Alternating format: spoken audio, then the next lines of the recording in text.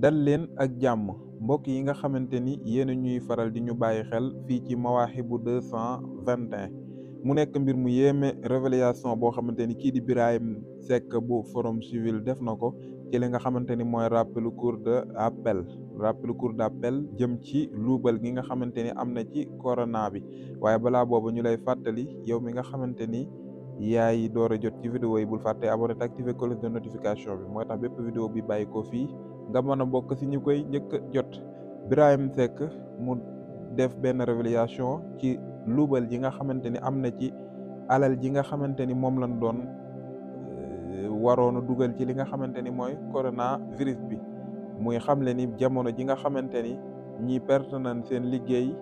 am ñoo xamante ni kat ñu ngi tëju toog seen kër mënatuñoo génn ndax tiitaanga ragal li nga xamante ni mooy mbas mi amoon lëmbe réew mi muy coronavirus COVID-19. am sax ñoo xamante ni perte nañ ci seen ay wayjur am ñoo xamante ni suul nañ li nga xamante ni mooy seen ay doom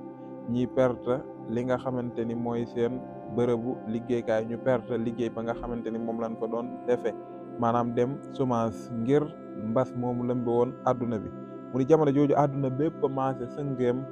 loxo dem gémmiñ ndax mbas moomu mu ni état du Sénégal génne 1000 milliards maanaam junniy milliards yoo xamante ni kat dañ ni woon moom la ñuy def ci li nga xamante ni mooy coronavirus bi lenn li jëm ci ay garab yoo xamante ni dinañ ko jënd ak ñi nga xamante ni feebar bi dina daal ñu leen di faj. waaye am loo xamante ni dañ ko doon dimbalee bërëb liggéeyukaay yi am sax loo xamante ni dañ ko doon dimbalee askan wi muy wàllu dund muy junni milliards yoo xamante ni état bi génne woon na ko. moom Birahim Seck ba tey muy xamle ni jamono jooju ak ni àdduna bi jaxasoo woon réew mi jaxasoo nit ñi xalaat nan lan mën a def ba liy jóge fi ndeke yoo am na ay kilifa yu am ay ndomb tànk yoo xamante ni kat seen yitte yëpp moo nekkoon 1000 milliards yooyu alal jooju ñoom nan lañ ko mën a pàccoowe ba mën naan jël ci li nga xamante ni mooy seen wàll. mu nekk révélation bu yéeme boo xamante ni kii di Birahim Seck def na ko naqarlu bu baax a baax li nga xamante ni mooy li am ci rapport cour d'appel bi muy luubal yi nga xamante ni signalé nañ ni dafa am ci li nga xamante ni mooy alal ji nga xamante ni moom lañ tegoon ngir saafara li nga xamante ni mooy COVID-19 ci atum 2020. ba tey Birahim Seck di am tiitaange bu baax a baax si li nga xamante ni mooy pétrole bi feeñ Sénégal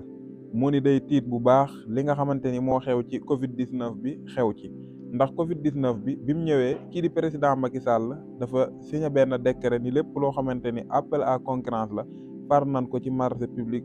di Sénégal maanaam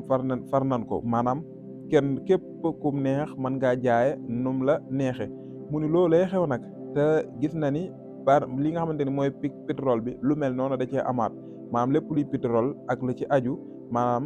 loola moom lañ ci signé waat ku nekk nu la neex mën ngaa jaay mu ni kon loolu day waral ni day ragal di tiit ni li xewoon rek ci COVID-19 bi mën naa xewaat ci pétrole Sénégal bii mu nekk ay milliards yoo xamante ni ñi ne ci kaw ñu am ay ndomb tànk mën nañ cee def ab luubal boo xamante ni bu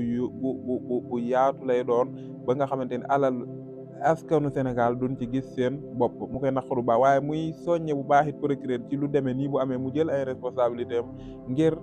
lépp lu ci war ñu def ko waaye ñu bañ a bàyyi ay dossiers yuy tegale rek te kenn du ci def dara lool ngir li ko waral dañoo ànd ak état wala dañoo jige état. mu nekk révélation boo xam ne kii di Birahim Seck bu Forum Civil moo ko def jërë ngeen jëf ci wéy bi di ànd ak Mawahibou 221.